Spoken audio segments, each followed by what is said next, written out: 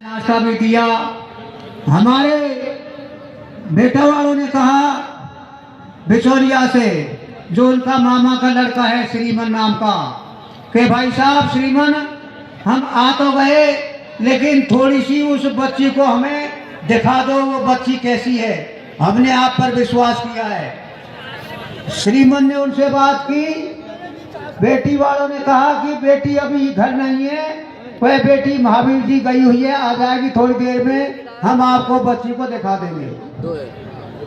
समय घंटा आध घंटा हो गया। उसके बाद में फिर दोबारा बेटा वालों ने कहा, जब तक पहले चाय दे दी, उसके बाद में इनको नाश्ता भी खिला दिया। आध घंटा के बाद में फिर कहा तो बोला, श्रीमान जी बोले, उनसे कहा कि भाई उस बेटी को इनको नजर करा दो। बेटी वालों ने कहा कि वो अभी बाथरूम गई है, कि चलो ठीक है 10-5 मिनट में आ जाएगी। आध घंटे के बाद में फिर बोले कि अब तो आप दिखा दो, कि उनकी कोई चाची वाची का नाम ले दिया कि वहां बैठी है। ज्यादा कही तो वो बोले कि चौकी पर आएगी जब ही देख लेना। उनको डाउट हो गया, शक हो गया, बेटे वालों को शक हो गया कि ये बात क्या है, ये बेटी को दिखाई नहीं रहे। हम बार बार इनसे पूछ रहे हैं, बार बार कह रहे हैं, लेकिन ये कभी महावीर जी का नाम, कभी बाथरूम का नाम, कभी ये कहीं दूसरी जगह बैठने का नाम ले रहे हैं, और आप कह रहे हैं कि चौकी पे देख लेना। समय 4 के ऊपर इनका गोद भराई का समय था। समय हो गया।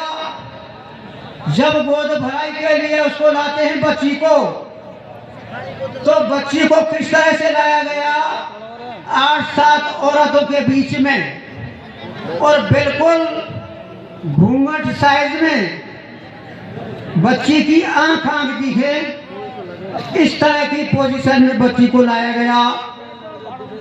हमारी जो बच्ची थी, बच्चे की बहन, उसको शक हुआ और उसने बीच में ही जाकर के उसके पल्ले को उघाड़ दिया, मतलब जो घूंघट था उसको उघाड़ दिया।